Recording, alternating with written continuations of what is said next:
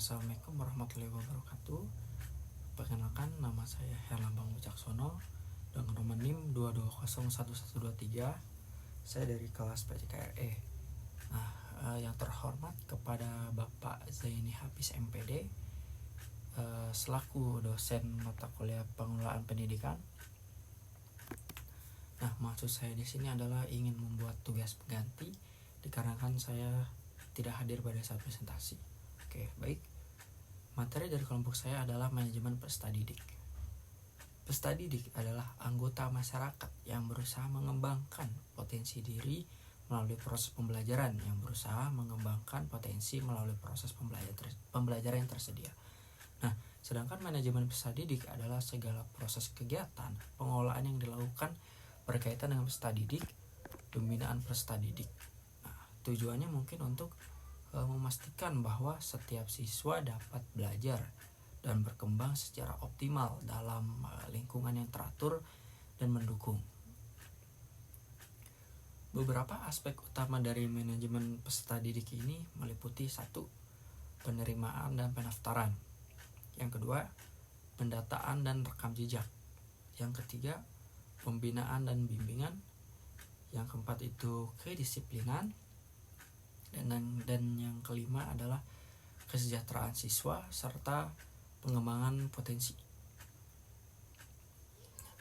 Adapun tujuan dan fungsi manajemen peserta didik tentunya adalah untuk menunjang kegiatan peserta didik agar lancar dan terarah, sehingga peserta didik dapat menambahkan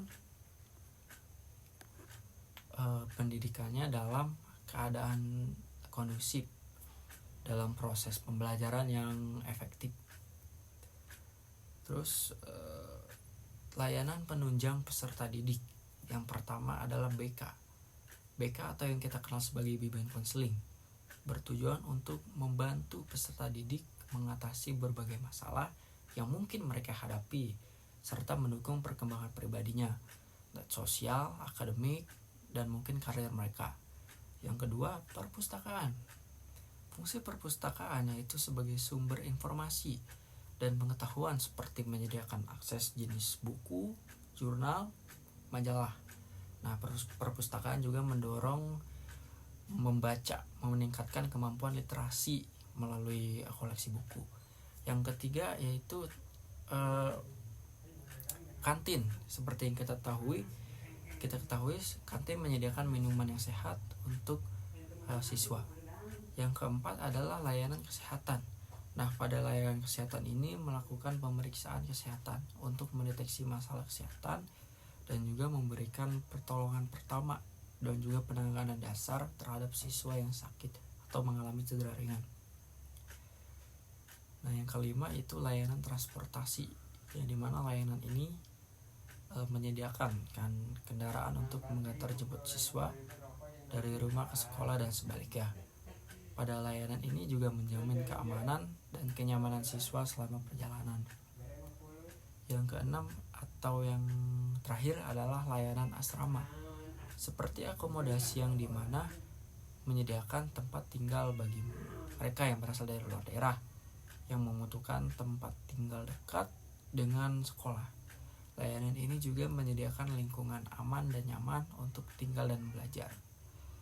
Tujuan layanan asrama ini juga mungkin akan mendukung proses belajar, memberikan lingkungan yang mendukung siswa untuk belajar dengan lebih fokus dan teratur, serta mengembangkan kemandirian, membantu siswa belajar mengolah diri sendiri, mulai dari jadwal harian hingga tanggung jawab pribadi. Dari 3 poin terakhir yaitu layanan kesehatan, layanan transportasi, dan layanan asrama mungkin berfungsi untuk memastikan bahwa siswa dapat belajar dengan efektif tanpa terganggu oleh masalah kesehatan, masalah kesulitan transportasi, atau masalah kekurangan tempat tinggal yang nyaman, sehingga menciptakan kondisi yang kondusif bagi perkembangan akademik dan pribadi siswa tersendiri. Kesimpulannya adalah manajemen peserta didik adalah proses pengaturan dan pengelolaan segala aspek yang berkaitan dengan peserta didik, mulai dari penerimaan hingga penunjang dalam pembelajaran, sehingga berbagai kegiatan seperti penerimaan siswa baru, terus penilaian, pembinaan karakter, dan juga manajemen kelas. Layanan seperti bimbingan konseling, perpustakaan, kantin, kesehatan, transportasi, dan juga asrama mungkin menunjang perkembangan siswa. Nah, tujuannya yaitu menciptakan lingkungan pembelajaran pendukung pertumbuhan siswa secara holistik. Nah, maksudnya holistik di sini dalam arti memperhatikan dan mengembangkan semua aspek kehidupan siswa, bukan hanya fokus dalam pencapaian akademik saja, melainkan mencakup perkembangan fisik, emosional, dan intelektual. Oke, sekian materi pembelajaran berjudul manajemen peserta didik ini. Jika ada kata yang kurang berkenan dan penyampaian materi belum lengkap, mohon dimaafkan, karena saya juga masih belajar.